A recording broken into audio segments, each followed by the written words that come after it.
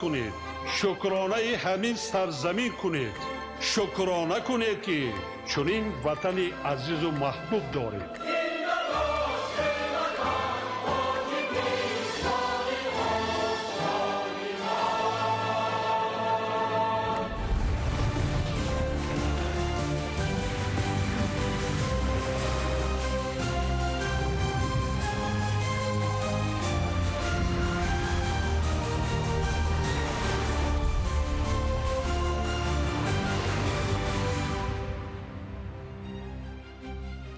ассалому алайкум бинандаҳои гиромӣ. барномаи тилоотии ахбор аз телевизиони тоҷикистон манзури шумо менамоем. дар студия бо шумо ёрмуҳаммад самадзода ва мадина назарзода.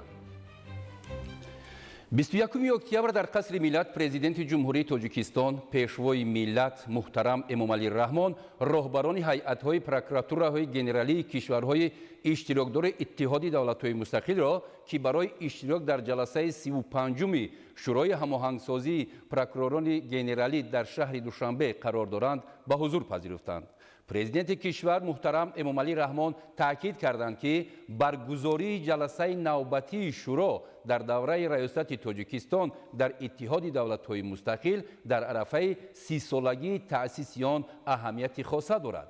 бо ишора ба нақши муҳими прокуратураҳо дар таҳкими қонуният ва таъмини тартиботи ҳуқуқӣ гуфта шуд, ки дар давоми 3 сола кишварҳои иттиҳод низоми боэътимоди ҳамкориро барои таъмини қонуният ва мубориза бо ҷинояткорӣ бунёд кардаанд. сарвари давлат аз натиҷаҳои мусбати ҷаласаи сарони давлатҳои иттиҳоди давлатҳои мустақил ва ҳамоиши Осиёи марказӣ Русия, ки чанде пеш дар шаҳри Душанбе баргузор гардиданд, изҳори қаноатмандӣ намуданд. таъкид шуд, ки зимни ҷаласаи шӯрои сарони давлатҳо барномаи 3-солаи ҳамкории кишварҳои иштирокдор оид ба муқовимат ба терроризм ва экстремизм барои солҳои 2026-2028 қабул гардид, ки татбиқи он ба таҳкими сулҳу субот ва амният дар минтақа мусоидат менамояд. дар ин зимн нақши калидии мақомоти прокуратура дар таҳкими заминаи ҳуқуқии муносибатҳои байнидавлатӣ ва ҳамоҳангсозии фаъолияти мақомоти ҳифзи ҳуқуқ дар мубориза бо ҷинояткорӣ, аз ҷумла коррупсия, экстремизм ва терроризм таъкид карда шуд. дар идома иброз гардид, ки ҷумҳурии Тоҷикистон ҷонибдори фаъоли талошҳои байналмилалӣ ва минтақавӣ дар самти мубориза бо терроризм ва дигар таҳдидҳо мебошад. ҳамзамон ба зарурати таҳкими ҳамкории прокуратураҳо дар доираи иттиҳоди давлатҳои мустақил ва дигар сохторҳои байналмилалию минтақавӣ ҷиҳати муқовимат ба ҷинояткории муташаккили фаромилӣ ва ҳама гуна зуҳуроти таҳдиду хатарҳои муосири амниятӣ ишора карда шуд. дар ин замина иброз гардид, ки ҷонибҳоро зарур аст, то дар самти муқовимат ба ҷинояткории киберӣ, мин ҷумла истифодаи гурӯҳҳои террористӣ ва экстремистӣ аз технологияҳои муосир ва зеҳни сунъӣ барои роҳандозии ҳадафҳои ҷиноятии худ чораҳои муштараки ҳамоҳангшуда андешида мавриди татбиқ қарор диҳанд.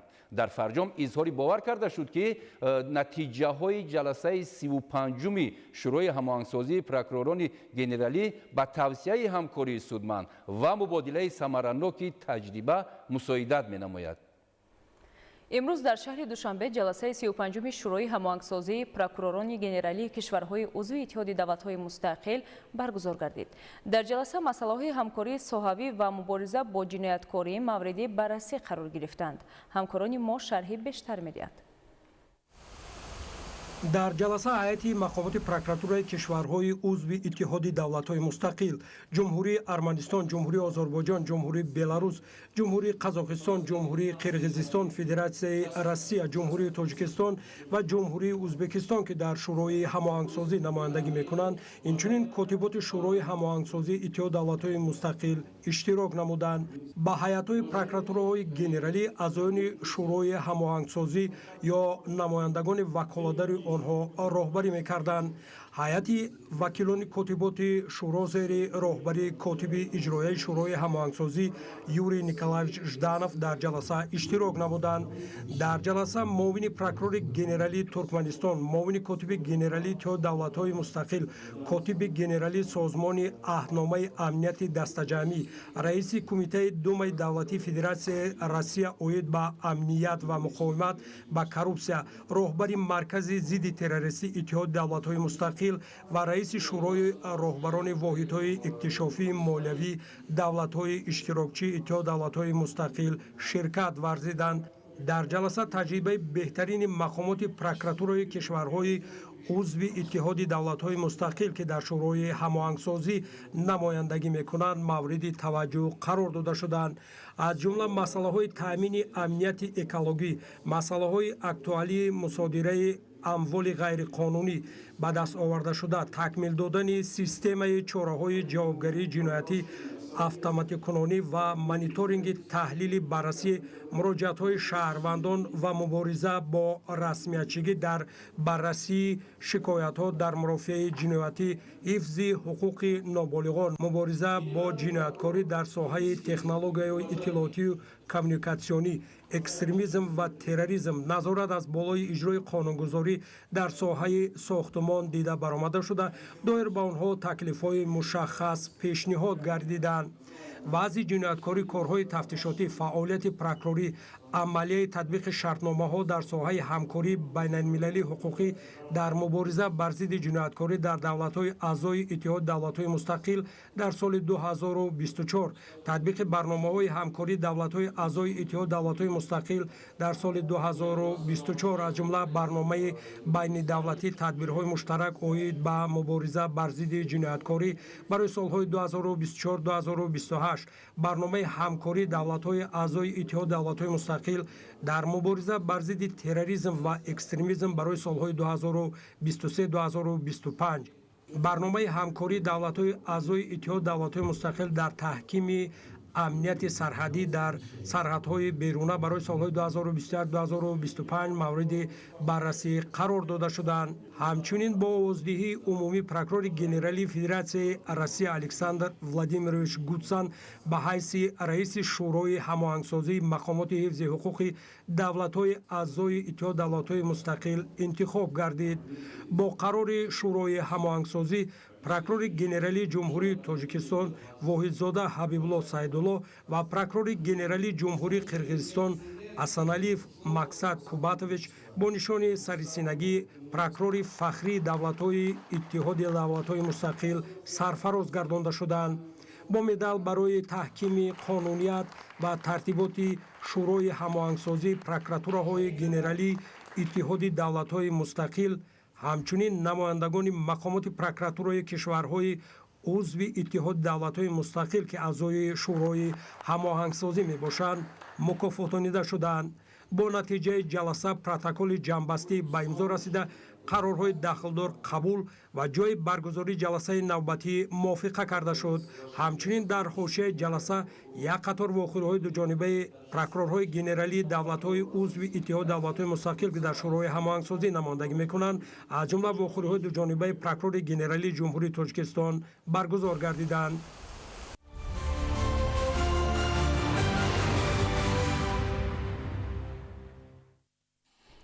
даври чоруми озмуни ҷумҳуриявии илм-фуруғи маърифат оғоз ёфт. дар ин марҳилаи озмун 667 довталаб иштирок дошта байни ҳам дар заминаи дониш, маҳорати илмӣ ва истеъдоди зеҳнӣ сабқат менамоянд. озмун бо мақсади таҳкими майли ҷавонон ба илму таҳқиқот, рушду тарғиби ҷаҳонбинии илмӣ ва дарёфти истеъдодҳои нав баргузор гардида, фазои созандаву илмомӯзиеро фароҳам овардааст. ҳамкорони мо гузориш медиҳанд. даври чоруми озмуни ҷумҳуриявии илм-фуруғи маърифат оғоз гардид. дар ин даври озмун 667 довталаб иштирок менамоянд.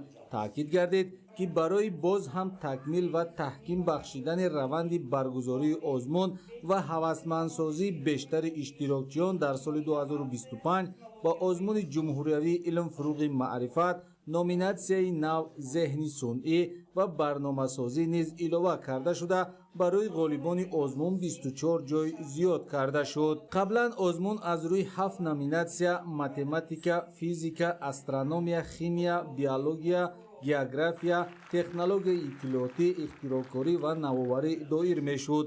бо зиёд шудани як номинатсияи нав шумораи ҷойҳо барои ғолибон дар даври ҷумҳуриявӣ аз 132 ба 156 ҷой зиёд гардид.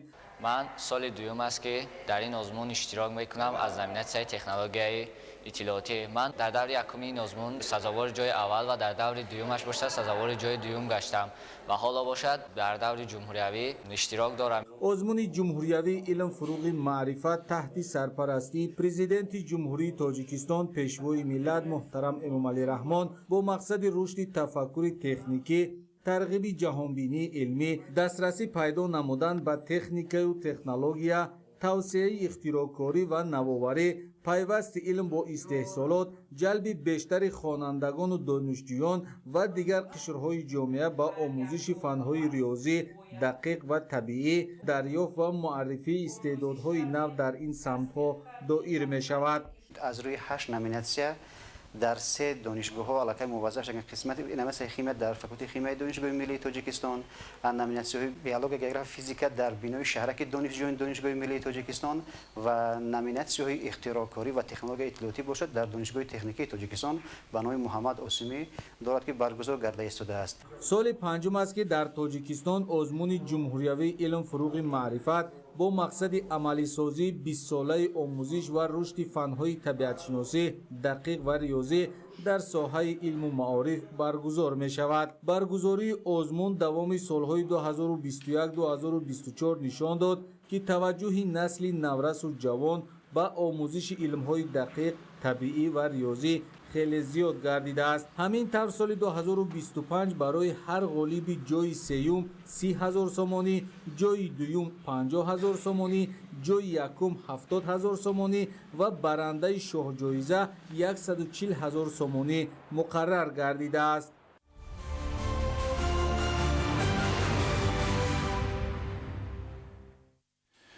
айни ҳол корҳои бунёдӣ дар нерӯгоҳи барқи обии Роғун ки таҳти таваҷҷӯҳи бевоситаи президенти ҷумҳурии Тоҷикистон пешвои миллат муҳтарам Эмомалӣ Раҳмон қарор дорад, бо маром ҷараён дошта васлу насби таҷҳизоти муҳими гидроэнергетикӣ иншоот, ҷараёни корҳои омодасозии мавзеъ агрегатҳо ва нуқтаҳои муҳим тибқи ҷадвали корӣ амалӣ карда мешавад. ҳоло ҳамкорамон Фахриддини Муҳаммад Юсуф дар маҳалли сохтмони нерӯгоҳи барқи обии Роғун қарор доранд ва мо имкон дорем ки мустақиман пайваст шавем. салом Фахриддин, бигӯед ки корҳои сохтмонӣ дар нерӯгоҳи барқи обии Роғун чӣ гуна ҷараён дорад?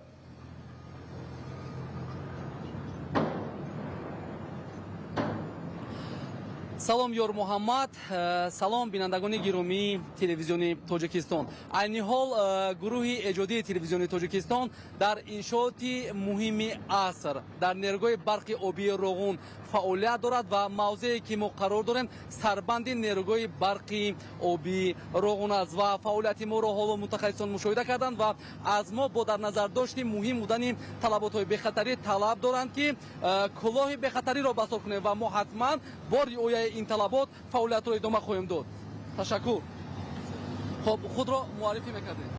ман муовини директори техникии ҷСК МВО Роғун Тошматов Ғаффор Ғаниевич ҳастам. хоб мегуфтед ки ҳоло сифати корҳои сохтмонӣ дар нерӯгоҳи барқи обии Роғун хоса дар сарбанди нерӯро чӣ гуна аст? сифати корҳо дар ҷоддаи аввал гузошта шудааст барои он ки ин сарбанди мо сарбанди асосӣ мешавад ки то баландии 335 метр мешавад ва ҳар як қабати хобонидаи гилхоку сангҳои сангрезаву инҳо ҳама қабат ба қабат хобонида мешавад ва ҳар як қабати хобонидаи ин сангҳо хокҳо аз озмоишгоҳ гузаронида тафтиш карда мешавад. сипас баъд аз баҳогузории озмоишгоҳ қабати дигар хобонида мешавад.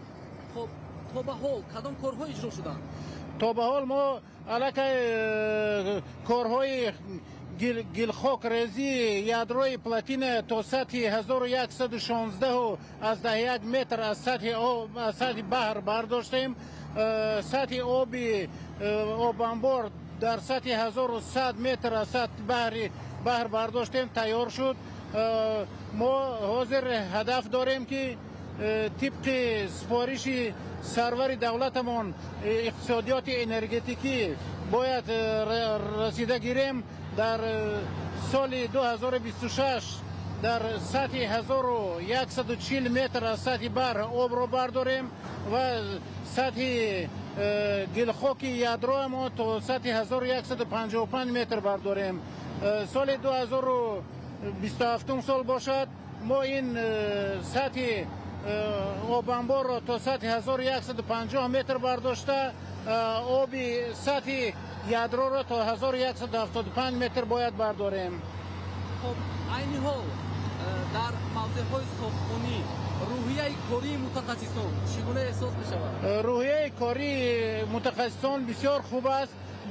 پس از سپارش سرور دولتمون با یک روحیه بلند کاری تمام کارمندان با صفت خوب با وقت خوش کارشون اجرا کرده ایستادند. خب در موضوعی که ما قرار داریم امروز کدام کارها اجرا میشوند و چگونه اقتدارها جلب شدند؟ در موضعی که ما قرار داریم حاضر قسمت پایانی سربند می باشد که در اینجا صدها نمود تکنیکه ها کار کرده ایستادند. ریختن خاک و سنگ، کوبیدن خاک و سنگ، با هموار کردن، این تکنیکه ها آماده می باشند. با شما تشکر میگیم و موفقیت به کارهاتون. بینندگان گرامی، صرف نظر از آن که علاقه شب فرو رسیده است، این موضوع با در نظر داشتی نظام مکمل چراغانکنی مثل روز بنماید و کارها با صفت اعلی پیش برده می شود. این حال در مجموع کارهای بنیادی در نیروگاه برق آبی روغن در حال اوج بوده. وصل و نصب تجهیزات مهم گیدروانرژتیکی این شد. جریان کارهای آماده‌سازی موضع اگریگات‌های دیگر و در مجموع تدبیرهای ساختمانی با سرعت بلند ادامه دارد. در موضع اساسی و مهمی انشاءات بزرگ گیدروانرژتیکی یعنی سربند نیروگاه برق آبی روغن کارهای سیمنتاسیونی و استوارسازی با اسلوب خاص عملی کرده شدند. نظام مکمل کاری با نتیجه هر روزه کارهای بنیادی و وصل کنی تجهیزات ضروری در نیروگاه برق آبی روغن که زمینه برای رشد باثبات تاجیکستان صاحب استقلال است از روی نقشه جریان میگیرد.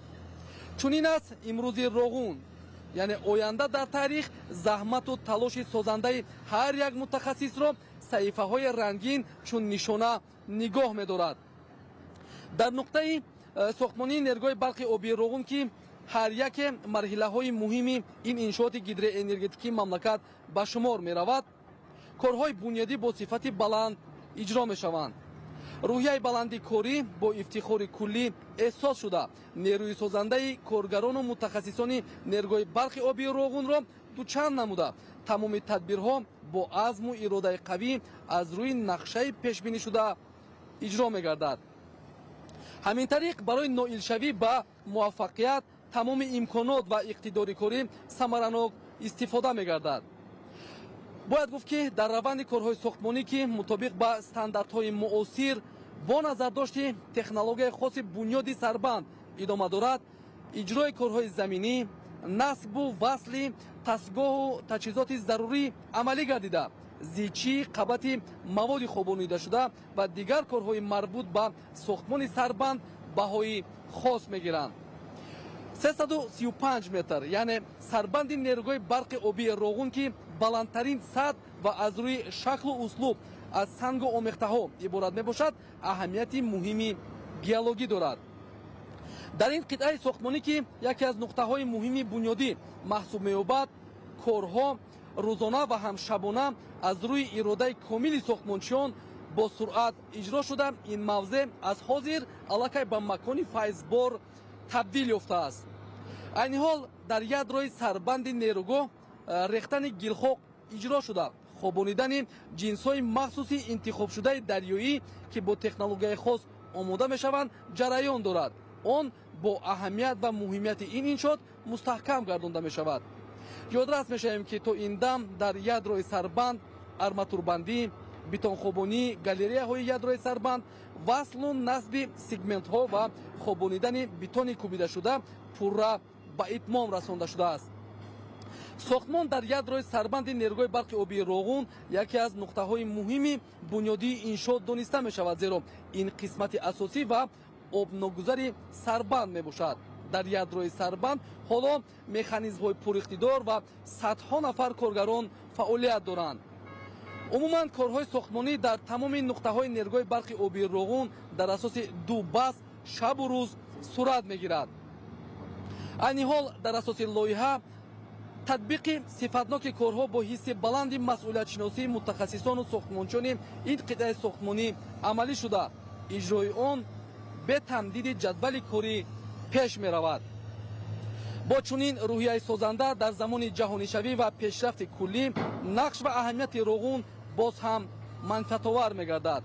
бо бунёди бузургтарин нерӯҳои барқи обӣ дар давлати соҳиби истиқлол Тоҷикистон яке аз ҳадафҳои асосии стратегӣ истиқлолияти комили энергетикӣ татбиқ гардида некоаҳволии мардуми тоҷик таъмин хоҳад шуд.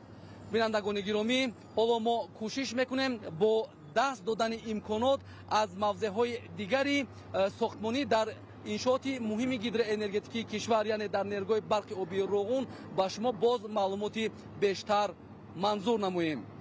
ҳамкорон, ташаккур Фахриддин. бинандагони гиромӣ, хотиррасон мешавем ки ҳамкорамон Фахриддини Муҳаммад Юсуф буданд ки аз ҷараёни корҳо дар сарбанди нерӯгоҳи барқи обии Роғун маълумот доданд. ҳоло бошад барномаи ахборро идома медиҳем. нерӯи барқро истифодаи оқилона мебояд. идомаи корҳои фаҳмондадиҳӣ ҷиҳати истифодаи сарфакоронаи нерӯи барқ дар шаҳру ноҳияҳои кишвар. 35-солагии истиқлоли давлатии ҷумҳурии Тоҷикистон. тадбирҳои созандагӣ ба истиқболи ин ҷашни муқаддас дар шаҳру ноҳияҳои кишвар вусъат меёбанд. фаровонии бозор саодати рӯзгор. ҷамъоварии ҳосили фаровон талаботи мардумро таъмин месозад. содироти меваҳои хуштаъми Тоҷикистон ба хориҷи кишвар. шарҳи ин ва дигар хабарҳо дар нашри муфассали барномаи ахбор. бо мақсади самаранок истифодабарии нерӯи барқ, омодагиҳо ба давраи тирамоҳу зимистон ва пешгирии қоидавайронкунӣ дар ин самт бо иштироки гурӯҳи кории намояндагони раёсати агентии назорати давлатии энергетикии назди президенти ҷумҳурии Тоҷикистон дар минтақаи Кӯлоб ва дигар масъулони соҳа дар ноҳияи Темурмалик корҳои санҷишӣ ва тадбирҳои фаҳмондадиҳӣ баргузор гардид. гузориши Олим Носирзода. ин навбат дар шабакаҳои барқи ноҳияи Темурмалики вилояти Хатлон натиҷаи корҳои санҷишиву назоратии мутахассисони раёсати агентии назорати давлатии энергетикӣ назди президенти ҷумҳурии Тоҷикистон дар минтақаи Кӯлоб муайян намуд ки бо вуҷуди дастоварду пешравиҳои соҳа дар самти истифодабарии самараноки нерӯи барқ як зумра камбудиву мушкилоти ҳалталаб низ ошкор гардид. طبق نشاندادهای آشکار گردیده معلوم شد که در حدود جماعت شهرک بهمنرود ناحیه بعضی از ایستگاه‌های ترانسفورماتوری در حالت بی دیواره‌های محافظتی بوده وصل ناقل‌ها در شکل راستپیوند بدون جداکنک‌ها قرار دارند. همزمان چکش روغن‌های تکنیکی نیز در برخی از ترانسفورماتورها به مشاهده رسید. همچنین متخصصان در ایستگاه ترانسفورماتوری 400 کیلوولت آمپری حدود جماعت شهرک بهمنرود چنین کمبودی‌های تکنیکی را آشکار نموده در اساس ترتیب دادن سندهای حقوق ویرانکنی مأموری جهت برطرف نمودن مشکلات موجوده به مسئولان دستورهای مشخص دادند. در شبکه‌های برقی ناحیه تیمورملیک در دوام 4 ماه زیاده از 45 عدد زیرسازهای ترانسفورماتوری از معاینه تکنیکی گذرانده شده زیاده از 240 کمبودی ها آشکار کرده شد. همزمان در خطهای انتقال برقی 1004 کیلوولت در شبکه‌های برقی ناحیه تیمورملیک زیاده از 90 کیلومتر خطهای برقی از معاینه تکنیکی گذرانده شده. در آن زیاده از 40 عدد کمبودی ها آشکار کرده شده. برای برطرف نمودن کمبودی ها دستورهای مشخص داده شدند. در حالت کهنه و فرسودگی قرار داشتن ستونپایه‌های چوبین خطهای برقی هوایی در بعضی از محله‌ها خودسرانه وصل و نصب ناقل‌ها از جانب برخی از مشتریان و از همه حالت خطرناک در فضای محدود و نزدیک به بام انشاءات استقامتی ساکنان گذرانیدن خطهای بلند شدت 10 کیلوولت موجود میباشد که طبق توصیه متخصصان در اساس معیارهای پیش بینی شده باید از دو جانب خطهای بلند شدت ناقل‌ها به مسافه камтар аз 10 метр фазои холигӣ буда, зери он низ бунёди иншоот қатъиян манъ аст, вале ҳолати ошкоршуда баръакси талабот аст. нақшаи омодагӣ ба давраи тирамоҳу зимистон низ аз ҷониби кормандони шабакаҳои барқи ноҳияи Темурмалик то кунун пурра иҷро нашудааст. яке аз омили асосии онро масъулон дар сари вақт таъмин набудани маводҳои зарурӣ арзёбӣ карданд. дар фаъолияти кории шабакаҳои барқи ноҳияи Темурмалик дар давоми соли 2025 аз тарафи кормандони раёсати агентии назорати давлатии энергетикӣ назди президенти ҷумҳурии Тоҷикистон дар минтақаи Кӯлоб якчанд камбудиё ошкор карда шуда буд. вобаста ба таъминоти маводҳои зарурӣ камбудиё ошкор гарда марҳила ба марҳила бартараф карда шуда истодааст. дар баробари корҳои санҷишиву назоратӣ аз ҷониби мутахассисон бо кормандони шабакаҳои барқи ноҳия корҳои фаҳмондадиҳӣ баргузор карда шуд. ҳарчи зудтар иҷрои пурраи нақшачорабиниҳо оиди омодагиҳо ба давраи тирамоҳу зимистон, риояи қоидаҳои ҳатмии бехатарии техникӣ, коҳиш додани талафоти нерӯи барқ ва иҷрои дигар дастуру супоришҳои ҳукумати мамлакат аз масъалаҳои муҳими матраҳ шуда буд. ҳамзамон чунин корҳои фаҳмондадиҳӣ бо намояндагони соҳаи тандурустии ноҳия низ амалӣ гардид. аснои пешниҳоди маърузаҳо аз ҷониби мутахассисон бори дигар тағйиру иловаҳои ворид шуда ба кодекси ҷиноятии ҷумҳурии Тоҷикистон ва кодекси ҳуқуқвайронкунии маъмурии ҷумҳурии Тоҷикистон вобаста ба соҳаи энергетика шарҳу тавзеҳ дода шуд. изҳори ёдоварӣ карда шуд ки давоми 9 моҳи соли ҷорӣ дар минтақаи Кӯлоб маҷмуан 29 миллиону 370 ҳазор киловаттсоат нерӯи барқи изофанависӣ ошкор гардидааст. тазаккур дода шуд ки бо риояи талаботи қонунгузорӣ ва истифодаи сарфакоронаи нерӯи барқ аз ҷониби муштариён ҳам ба буҷаи ҳар оила ва ҳам дар пешбурди иқтисодиёти кишвар мусоидати фаъол хоҳад кард. Олим Носирзода, Хуршеди Нодирхон, ноҳияи Темурмалик, Ахбор.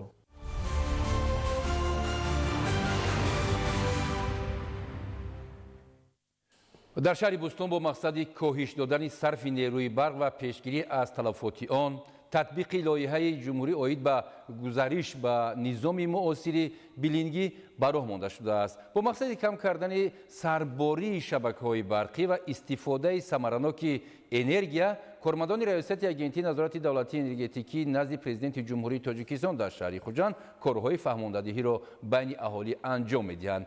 ин тадбир ба баланд бардоштани сатҳи маърифати энергетикӣ ва риояи қоидаҳои истифодаи оқилонаи нерӯи барқ мусоидат мекунад. гузориши Маҳмуд Аҳмадзода ва Дилшод Юсуфӣ. дар шаҳри Бӯстон баҳри коҳиши талафоти нерӯи барқ, пардохти саривақтии ҳаққи истифодаи он бо мусоидати ҳукумати ҷумҳурии Тоҷикистон, татбиқи лоиҳаи ҷ гузаштан ба низоми нави билингӣ корҳо идома дорад. ин таҷрибаи муосир ки қаблан дар шаҳри Хуҷанд амалӣ шуда самара дод, дар шаҳри Бӯстон низ роҳандозӣ мегардад. марҳилаи аввали кор аз сарчашмаи тақсими нерӯи барқ дар зеристгоҳҳои барқии Юмгон, Гулоб ва Офтобрӯҳии шаҳри Бӯстон ҳисобкунакҳои барқӣ ба ҳисобкунаки билингӣ иваз карда шуда, раванди иҷрои корҳо бо тавсея ва назорати кормандону мутахассисони раёсати агентии назорати давлатии энергетикӣ назди президенти ҷумҳурии Тоҷикистон дар шаҳри Хуҷанд аз тарафи кормандону муҳандисони шабакаҳои барқии шаҳри Бӯстон амалӣ гардид. айни ҳол дар асоси лоиҳа ҳисобгиракҳои барқӣ, зеристгоҳои барқӣ ба пуррагӣ иваз карда шуданд. ҳисобгиракҳои барқӣ корхонаҳои саноатӣ ва ба онҳо барвар карда шуда айни ҳол ҷараён дорад, дар ҳоли иҷроиш мебошад. баъд аз он бо ҳисобгиракҳои аҳолӣ ва муштариёни маишӣ ба пуррагӣ иваз карда мешавад дар асоси лоиҳа. талафоти нерӯи барқ дар шабакаҳои барқи шаҳри Бӯстон айни ҳол аз 17 то 13% фароварда шуд. бартарии гузаштан ба низоми билингӣ дар он аст ки бо насби ҳисобкунакҳои билингӣ дахолати муштарӣ ё шахсони бегона ба кори ҳисобкунак аз байн рафта, назорат, идоракунӣ ба таври мутамарказ дар як нуқта ба роҳ монда шуда, ҳисоби барқи истифодашуда ва пардохти маблағи он ба таври электронӣ аз ҷониби муштарӣ сурат мегирад. баъди насби ҳисобкунакҳои билингӣ дар зеристгоҳҳои барқии шаҳри Бӯстон, ҳоло марҳилаи дигари кор дар корхонаҳои саноатӣ идома бахшида шудааст. дар доираи бастаи ҷид лоиҳаи рушди соҳаи энергетика дар шабакаҳои барқи шаҳри Бӯстон дар феҳристи 56 адад корхонаҳои саноатӣ ки тасдиқ шудааст, дар 12 адад ҳамин маҷмӯаи ситивити насб карда шуд. маҷмӯаи ситивити аз трансформатори ҷараён, трансформатори шиддат ва ҳисобкунаки барқӣ иборат аст. мақсад барои кам намудани талафот, самаранок истифода бурдани нерӯи барқ ва сари вақт пардохт намудани барқи истифода шуда.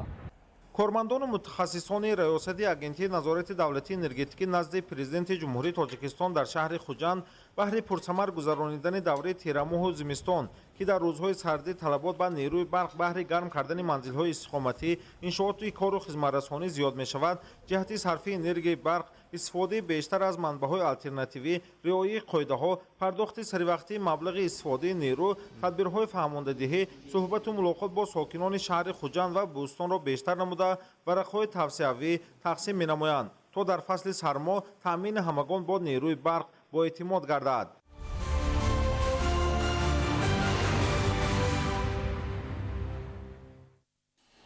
امروز در شهر دوشنبه به افتخار روز اتفاقهای کسبه تاجیکستان همایش سیاسی فرهنگی تحت عنوان نقش اتفاقهای کسبه در رشد اجتماعی و اقتصادی برگزار گردید.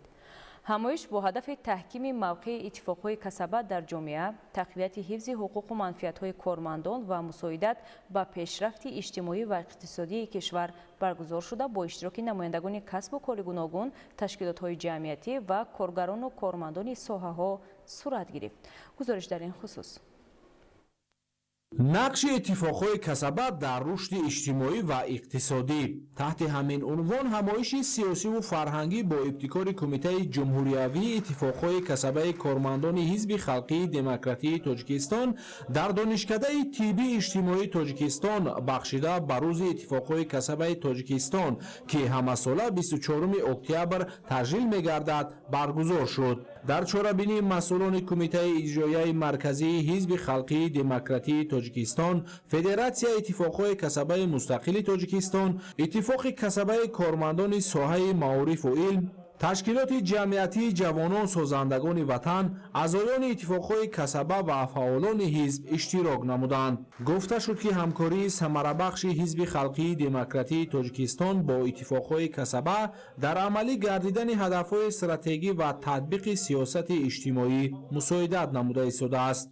سال 2023 از جانب فدراسیون اتفاقهای کسبه مستقل تاجیکستان سال حفظ مهنت اعلان شده بود و در این زمینه کارهای نظررس در حفظ حقوق و منفعت‌های کارمندان و رشد همکاری اجتماعی عملی گردیدند. در ادامه چاره‌بینی نقش اتفاقهای کسبه در رشد اجتماعی و اقتصادی به فعالان مدال جشنی 30 سالگی حزب خلقی دموکراتی تاجیکستان، سپاسنامه‌های کمیته اجرایی مرکزی و کمیته جمهوریوی اتفاقهای کسبه کارمندان حزب خلقی دموکراتی تاجیکستان سپاریده شد. همایش با برنامه فرهنگی و فراغتی عبارت از سرود و آهنگ‌های وطن دوستانه و جذاب به آخر رسید.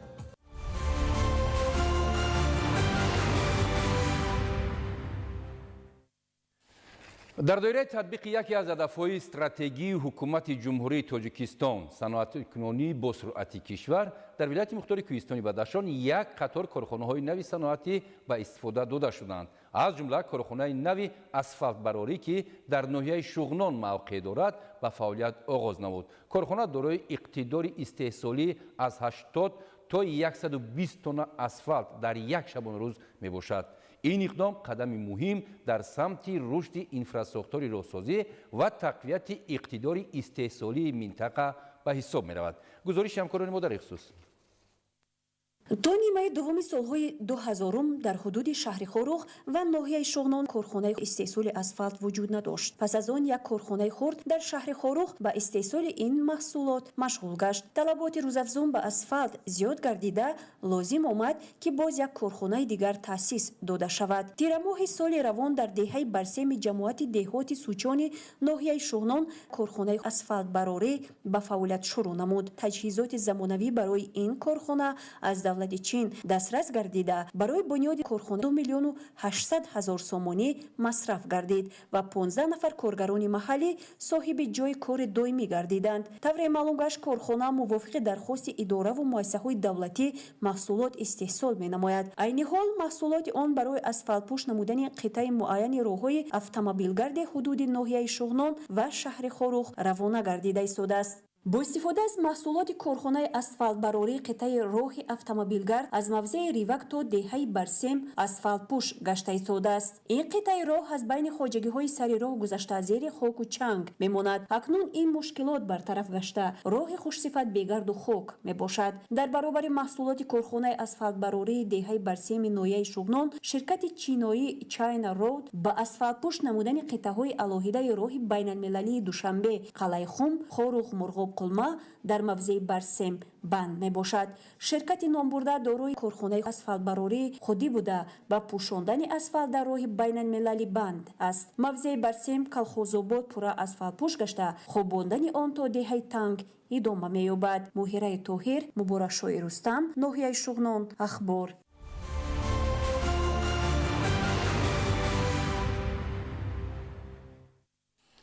با سهم ساکنان و استفاده تکنیک‌های راهسازی راه نقلیاتی دهه فیض‌آباد ناحیه فیض‌آباد منفرش کرده شد.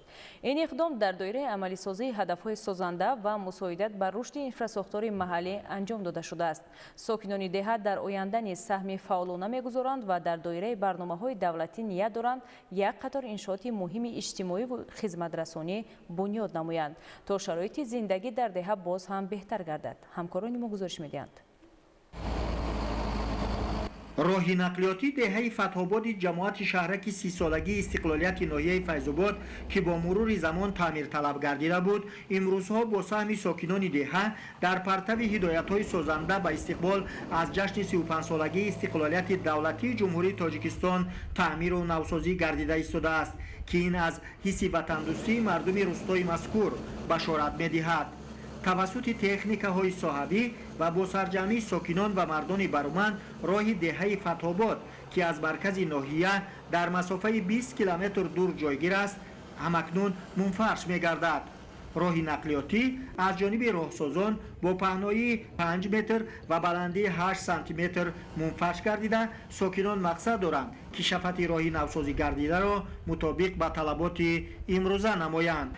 حالا در نقشه گرفته شده است که سیمخانه‌های ایلاوگی ساخته به استفاده دهیم و این چنین باغچه‌های برای کودکان و همزمان برای روبلند نمودن جوانان دهه یک میدانچه خردی فوتبال نیز ساخته به استفاده دهیم.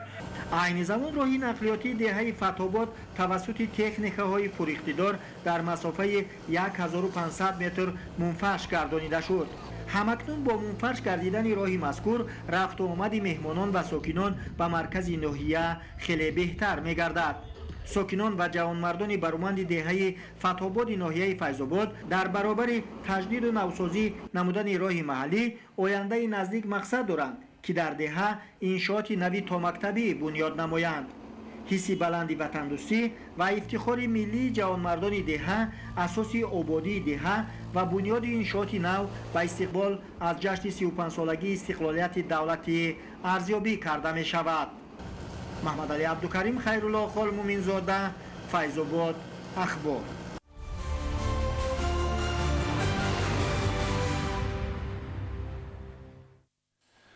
موافقی معلومات آماری در همه شکل‌های خوجگیداری شهر نورک میدان باغ‌های انار به 280 هکتار می‌رسد که با رعایت اگر تکنیکای پرورش سهامداران دهات سال از سال محصولناکی این باغ‌ها را بلندتر می‌نمایند.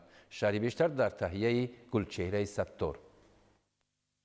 ساکن دهه غافل‌آباد شهر نورک حاکم علی غیوروف در قطعه زمین نزد حولگیش بیشتر از 100 بیخ نهال انار دارد که با رعایت درست تکنولوژی پرورش از یک نهالش میتواند تا 100 کیلوگرم حاصل گیرد و از این حساب روزگاری آباد و زندگی شایسته داشته باشد. در همین محله ما نهال انار خوبتر و نقصر می‌سازد.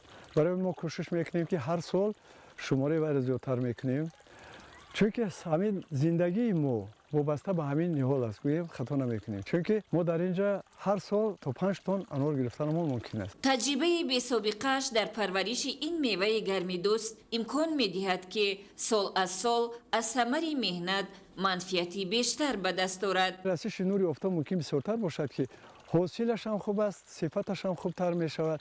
غیر از این از زمین وابستگی دارد، از آب وابستگی دارد، از همه بیش به شخص دهقان وابستگی دارد. چگونه دهقان نگاهبین میکند همین نیهال هم همچون فرزند است. این خطی گپ میزنه دیخان.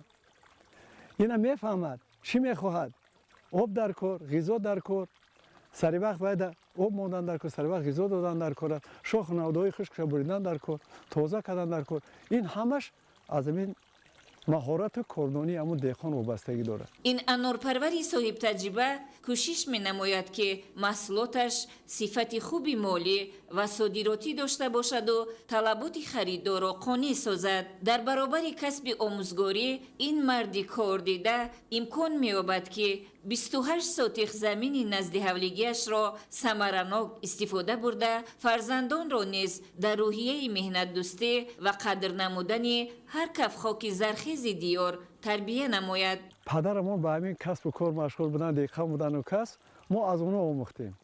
اساس وابسته به این به فرزندان می آموزیم. ما البته می آموزیم که چون که این کار ما را دوام تیم آینده باید که خودشون از اوده این کارو بروین. در بین ساکنان این شهر انارپروری عنعنه دیرین است و زیاد نفرانی که از این حساب زندگی آباد و آسوده دارند. هستند خانواده هایی که در قطعه های زمین نزد حولگیشان تا 100 بیخ نهال انار دارند و از یک بیخش می توانند تا 100 کیلوگرم حاصل گرفته اولا اقتصادیات خانوادگی خود، بعداً بازارهای استعمالی را با این میوه خوش‌طعم تامین نمایند. موافق اگرتکنیکای پرورش باغداران در یک هکتار زمین 400 بیخ نهال انار شنونده به حساب میانه می توانند از یک نهالش تا 40-50 کیلوگرم حاصل گیرند. اقلیم دیار برای بلند برداشتن محصول نوکی این میوه اهمیت اقتصادی و دوایی داشته خیلی مساعد است و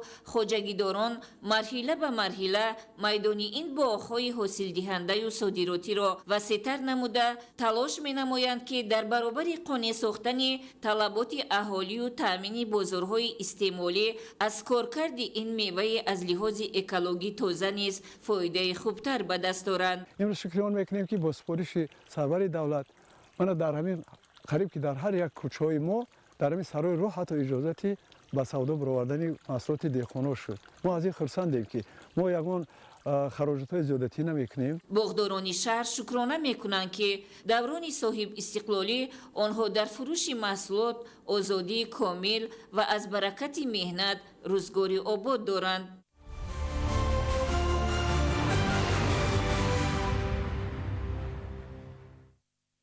با مقصد تطبیق یکی از هدف‌های استراتژی حکومت جمهوری تاجیکستان تامین امنیت عضوقواره کشور، ساکنان و کشاورزان ناحیه 5 هر یک قطعه زمینی کارم را ثمرناک و عاقلانه استفاده برده همساله به دستاوردهای نظررس مهنتی نائل می‌گردند.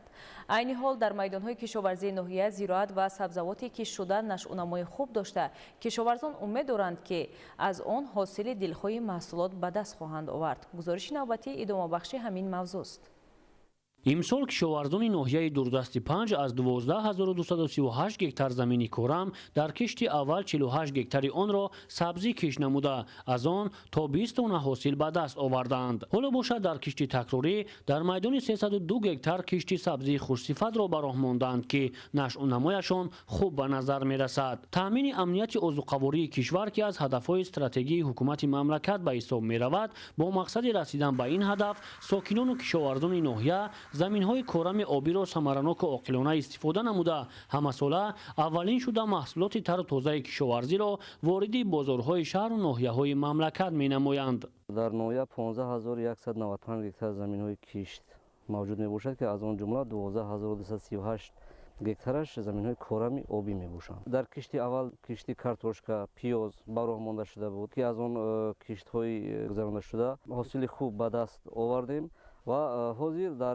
میدان‌های کشتی تکراری همون زمین ما قرار داریم که از جمله سبزی، پیاز، کرم در نقشه است که 10-15 روزها سبزی جمع آوری کرده می شود و در جای کشتی سبزی باز کشتی اساسی یعنی که کارتوشکا به راه میمونیم. این میدانهای سبز و پر از حاصل در جماعت دهاتی به نام کبود سیفالدینوف ناحیه جایگیر است، زیرا ساکنانش در کشت و پرورش زراعت و سبزیجات کشاورزی تجربه غنی داشته هر موسم قده‌های کورم مقصدناک استفاده می‌گردد. مساحت عمومی زمین‌های کورم جماعت دهاتی مذکور 2430 گکتار را تشکیل داده در آن بیشتر پرورش سبزی، کارتوشکا، پیاز و کرم و گلکرم براه مانده می‌شود. ما اساساً همه سبزیجات کاریم.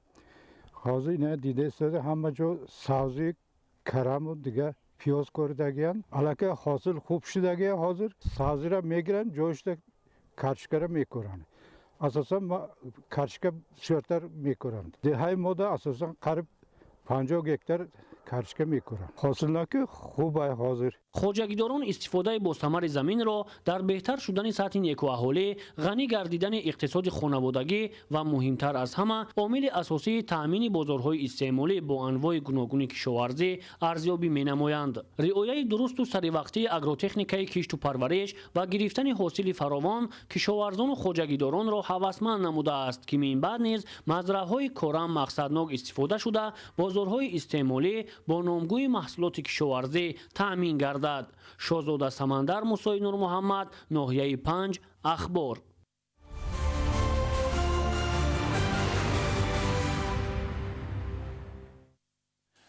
در دوام 9 ماه سال روان از ولایت سوخت به خارج کشور به مبلغ 1 میلیارد و 202 میلیون دلار امریکایی مال و محصولات گوناگون صادرات کرده شد و با توجه به دستگیری‌های همیشگی حکومت کشور عزم و تلاش به آن روانه گردیده است که این نشان دهنده باز هم زیاد شود. نظر به سال گذشته امسال حجم صادرات محصولات کشاورزی بیشتر گردیده است. تفصیلات بیشتر در گزارش همکاران ما. زیاد گردیدن حجم صادرات محصولات کشاورزی از ولایت سوخت به خارج کشور دلیل آن است که امسال دهقانان در کشت و پرورش و استحصال میوه و سبزیجات به دستاوردهای نظررس نائل شدند. امروزها که دوره جمع‌آوری حاصل است، حجم صادرات هم زیاد می شود و با نظرداشت فراوانی محصولات کشاورزی، مقامات اجرایی حکومت دولتی ولایت سوخت جهت کمک به کشاورزان و صاحبکاران همکاری را با دایره‌های تجارتی و اقتصادی خارج کشور تقویت می بخشد. نتیجه همکاری باعث به آن گردید که در دوام 9 ماه و 20 روز سپری شده سال روان از ولایت سوخت به خارج مملکت 164 هزار تن محصولات کشاورزی صادرات کرده شود. از این نشان دهنده بیشتر از 80 هزار تن را میوه خشک کارکرد و بند و بست شده تشکیل می‌دهد. در قیاس با همین دوره سال گذشته صادرات میوه خشک قریب 15 هزار تن زیاد می باشد. میوه خشک مطابق به طلبات بازار کارکرد و بند و بست کرده شده امروزها به زیاده 30 دولت دنیا صادرات کرده می شود. توجه شرکت‌های خارجی به مال و محصولات‌های سویه کشاورزی از آن جمله خشک میوه‌های ولایت خیلی کلان است و امروز علاقه کارخانه‌های کارکرد میوه خشک به کشورهای امارات متحده عرب و یک قطار منطقه‌های شرکت‌های متحده آمریکا مال و محصولات خود را برای ماده استادند و آن شرکت‌هایی که در نمایشگاه‌های بین‌المللی اشتراک نمودند از جمله عربستان سعودی، از جمهوری کره، از جمهوری مردمی چین خیلی توجه کلان به محصولات کشاورزی از آن جمله و خشک میوه‌هایی که در ولایت بند و بست می‌گردد توجه کلان ظاهر کرده شد که این نتیجه آن را نشان داد که امروز علاقه صادرات هم در این سمت خیلی زیاد شده است.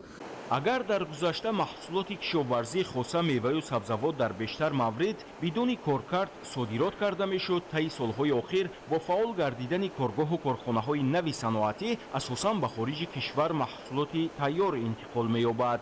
افشوره، مربا، نوشابه، خمیره پمیدار و ده‌ها نامگوی محصولات از میوه و سبزیجات آماده شده به خارج کشور صادرات کرده می شود که از لحاظ اکولوژی تازه بوده در بازار جهانی خریداران بیشتر دارد. در دوام 9 ماه سال روان صادرات کنسرو میوه و سبزیجات از ولایت سوخت به خارج کشور به 1626 تن برابر گردیده است که در قیاس به همین دوره سال 2024 294 تن زیاد می باشد.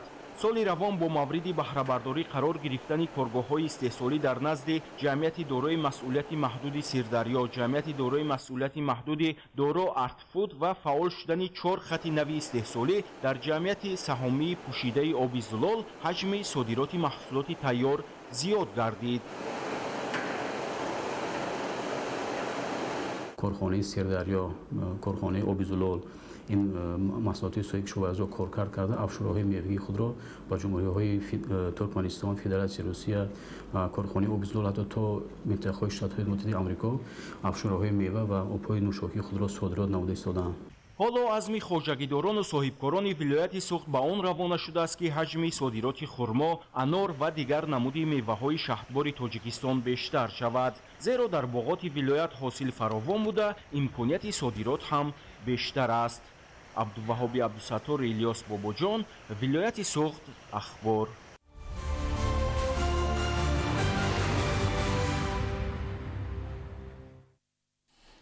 با فرا رسیدن موسم سرما آمادگی همه‌جانبه مؤسسه‌های دولتی به زمستان گذرانی تحت نظارت دائمی ساختارهای دخلدار قرار دارد. در تمام مؤسسه‌ها کارهای ضروری تعمیر و مجهزگردانی انجام یافته، ذخیره سوزشواری و پیوست‌شوی به نظام گرم‌دهی تامین کرده شده است. مقصد فراهم آوردن شرایط مناسب برای فعالیت و خدمت‌رسانی منتظم در دوره زمستان میباشد. گزارش نوبتی ادامه بخش همین موضوع است.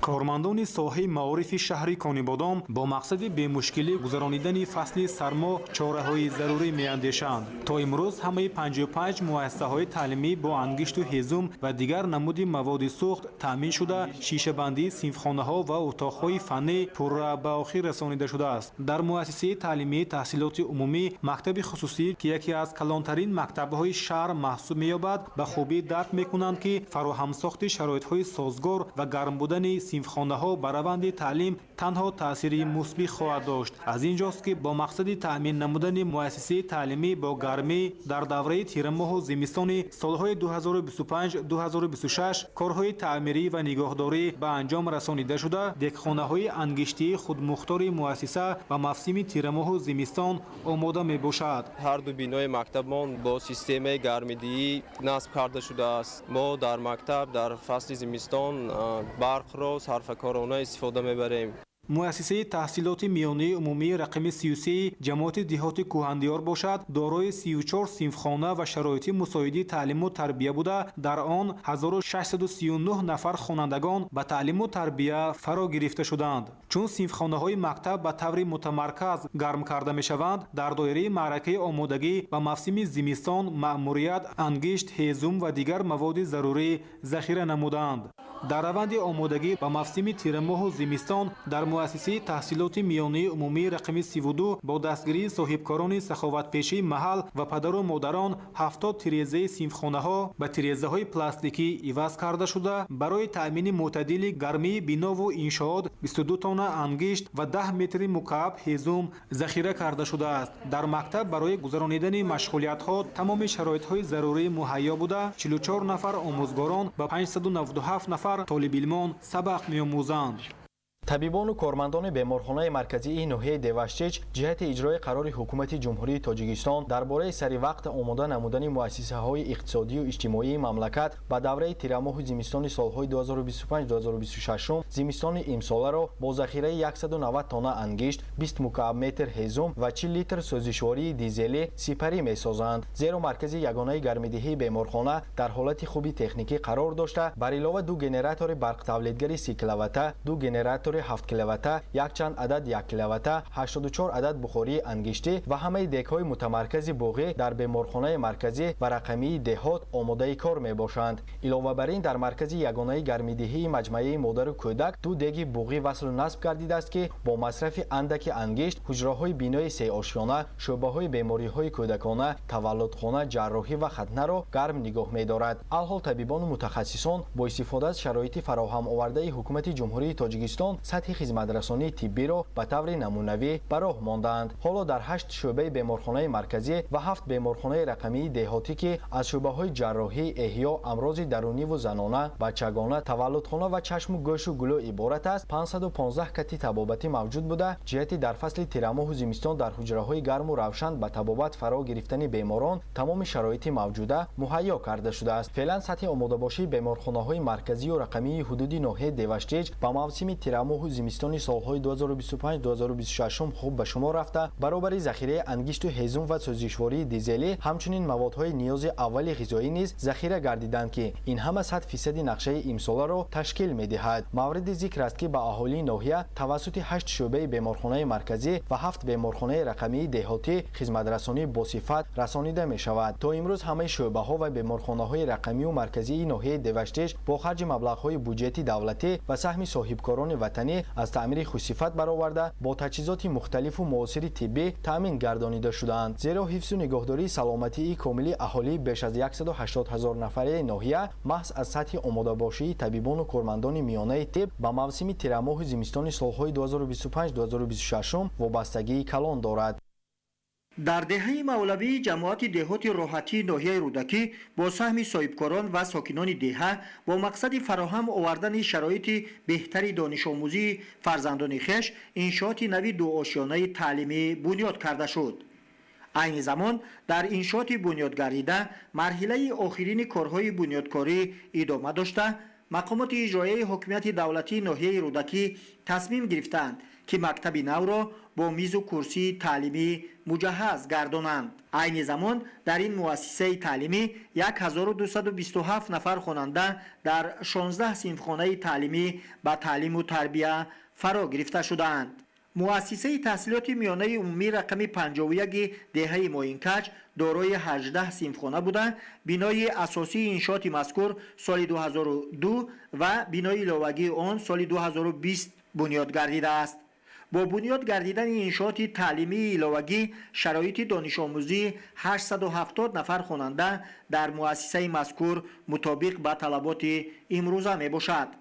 روند تعلیم و تربیت در مؤسسه تحصیلات میانه عمومی رقم 48 از روی برنامه دولتی تعلیمی خوب ارزیابی کرده می شود. برای به مشکلی پس سر نمودن دوره سردی های در پیش ایستاده در مؤسسه تعلیمی 27 گرمی دهنده موجود بوده، مسئولان ساحه 28 تن انگیش سنگ ذخیره نمودند.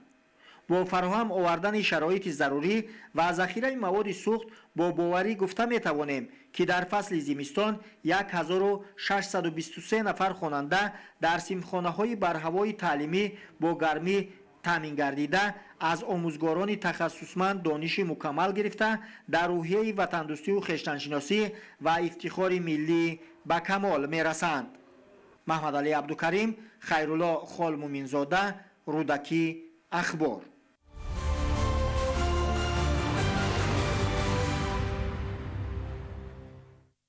در صحیفه نوبتی همکارانمان شما رو با خبرها از خارج کشور آشنا می‌سازند. توجه نمایید. дар фурудгоҳи пойтахти булғористон шаҳри дака сӯхтор ба амал омад. ба гуфтаи расонаҳои хабарӣ ягон нафар дар натиҷаи сӯхтор зарари ҷиддӣ надиданд, аммо терминалҳо ва яке аз нуқтаҳои фурудгоҳ сӯхта нобуд шуданд. дар айни замон дар минтақа кормандони авиатсияи гражданӣ ва оташнишонӣ фаъолият доранд. олимони аргентина боқимондаҳои яке аз динозаврҳои қадимтаринро пайдо карданд. ҳангоми ҷустуҷӯ палеонтологҳо скелети пурраи динозаврро дар баландии 3000 метр аз сатҳи баҳр пайдо карданд. олимон тавонистанд қисми сар, сутунмуҳра ва инчунин дигар устухонҳои онро ошкор кунанд. мутахассисон қайд мекунанд ки намояндаи ин намуди ҳайвонот тақрибан 230 миллион сол пеш дар даврае зиндагӣ мекарданд ки аввалин динозаврҳо ва аҷдодони ширхӯрон дар рӯи замин пайдо шуданд. муҳаққиқон ин бозёфтро аз нуқтаи назари геологӣ хеле муҳим мешуморанд, зеро тӯли 50 сол мешавад ки ягон скелети дорои чунин сину солро олимон пайдо накарда буданд. дар натиҷаи истихроҷи ғайриқонунӣ тилло ва ифлосшавии обҳои ҳавзаи дарёи атрато бо симоб саломатӣ ва ҳаёти даҳҳо ҳазор нафар дар колумбия таҳти хатари ҷиддӣ қарор гирифтанд. тавре созмони милали муттаҳид эълон дошт сатҳи моддаҳои заҳролудшуда дар минтақа ба ҳадди расидааст.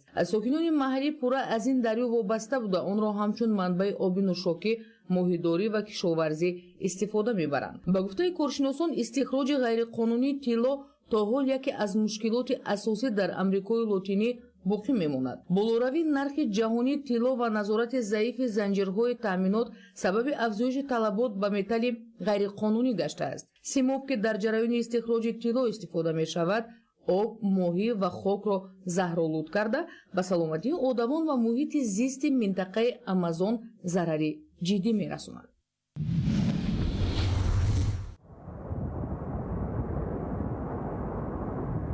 طبق اطلاع متخصصان вулқони Килауэ ки яке аз бузургтарин ва фаъолтарин вулқонҳои ҷазираи Ҳавайи мебошад ба оташфишонӣ шурӯъ кард. дар ин бора хадамоти геологии иёлоти муттаҳидаи амрико хабар медиҳад дуди ғализи вулқон ба баландии 500 метр дар фазо паҳн гардид. вулқони мазкур тӯли 6 моҳи охир чандумин бор аст ки оташфишонӣ мекунад. кормандони хадамоти дахлдор сокинони наздик ҳодисаро ба ҷойҳои бехавф кӯчониданд.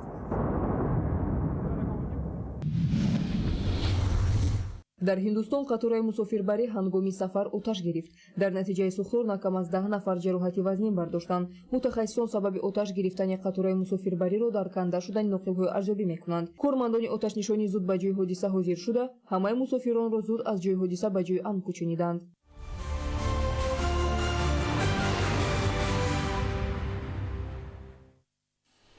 бинандаҳои гиромӣ ин буд нашри муфассали барномаи иттилооти ахбор. бароятон беҳтарин хушиҳои зиндагиро таманно дорем. саломат бошед.